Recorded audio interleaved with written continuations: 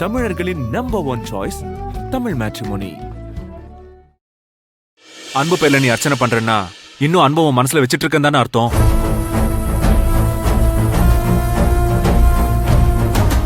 இல்ல சார், இன்னைக்கு அவருக்கு நிச்சயதார்த்தம். அது நல்லபடியா நடக்கணும்னுதே. துளசியோட ராசி நட்சத்திரம் தெரியாது. தெரிஞ்சிருந்தா அவங்க பேருக்கும் சேர்த்தே பண்ண சொல்லியிருப்பேன். அதெல்லாம் ஒண்ணு வேணாம். அன்பு நல்லா இருக்கணும்னு அர்ச்சனை பண்ண சொல்லிட்டல, அதோட விடு.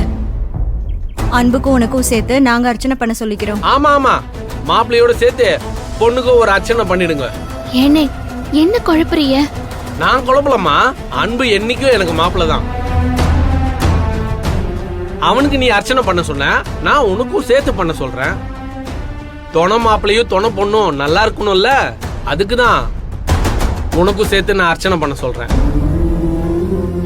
கோகிலா, என்ன பாத்துட்டு இருக்கீங்க?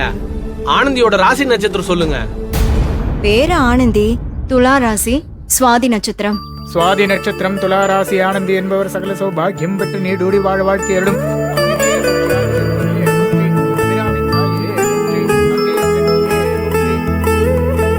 அம்மா, இந்த முரண ஆனந்தி கழுத்துல தாலி கட்டுறதுல எந்த விதத்திலையும் தடை வராம நீதான் துணையா இருக்கணும். சாமி, இது வரைக்கும் எனக்கு நான் பெருசா எதுவும் கேட்டதில்ல.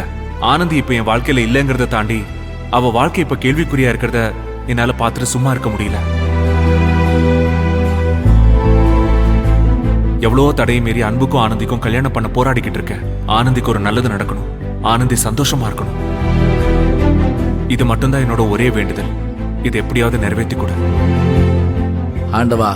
என் 2 பொண்ணுங்க வாழ்க்கையும் கேள்விக்குறியா இருக்கு. பெத்தவனா இவங்க வாழ்க்கைக்கு ஒரு நல்லது பண்ணணும்னு உங்ககிட்ட கையேந்து நிக்கிறேன். எனக்கு வேற வழி இல்லை.